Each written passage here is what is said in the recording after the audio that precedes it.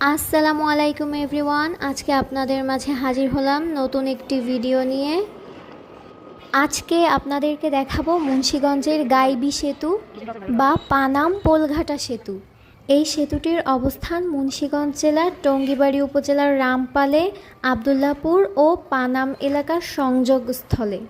স্থানীয়রা এই সেতুকে গাইবি সেতু বলে, কারণ তাদের বিশ্বাস এরকম সেতু কোনো মানুষের দ্বারা বানানো সম্ভব নয়।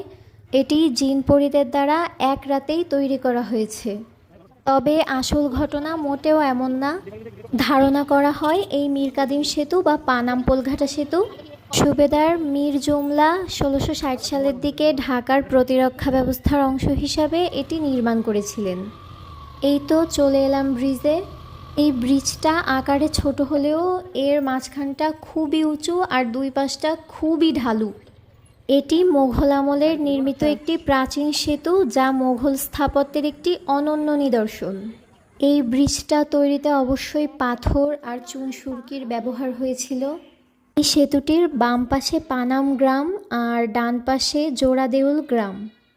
এই সেতুটির নিচে যে তিনটি খিলান দেখা যাচ্ছে, বিশেষজ্ঞরা মনে করেন এই খিলান মোঘল আমলের স্থাপত্যের একটি অনন্য বৈশিষ্ট্য। এখানে ব্রিজটি যে খালের উপর নির্মিত, এই খালটি মূলত ধলেশ্বরী নদীর একটি শাখা নদী ছিল। এই খালটি কালের বিবর্তনে একদমই সরু হয়ে গিয়েছে। এই খালটি প্রাচীন শ্রীবিক্রমপুর মহানগরের সীমানা পরীক্ষা মীর কাদিম খালের উপর নির্মিত এবং একসময় এটি ইদ্রাকপুর কেল্লার সাথে অন্যান্য অঞ্চলের যোগাযোগের প্রধান মাধ্যম ছিল বলে মনে করা হয়।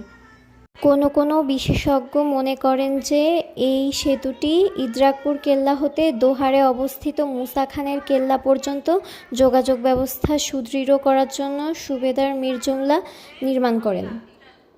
মীর জুমলা তৎকালীন বিক্রমপুরে মীর কাদিম সেতু আর তালতলা সেতু নির্মাণ করেছিলেন, কিন্তু দ্বিতীয় বিশ্বযুদ্ধের সময় ইংরেজদের বোমার আঘাতে তালতলা সেতুটি উড়িয়ে দেওয়া হয়।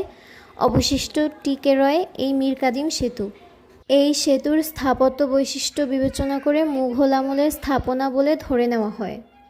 বর্তমানে এটি বাংলাদেশ প্রত্নতত্ত্ব অধিদপ্তরের তালিকাভুক্ত একটি সংরক্ষিত স্থাপনা। আমার এই ভিডিওটি ভালো লাগলে অবশ্যই একটি লাইক, কমেন্ট এবং শেয়ার করবেন। আজ তাহলে এই পর্যন্তই, দেখা হবে পরবর্তী কোনো ভিডিওতে। আল্লাহ হাফেজ।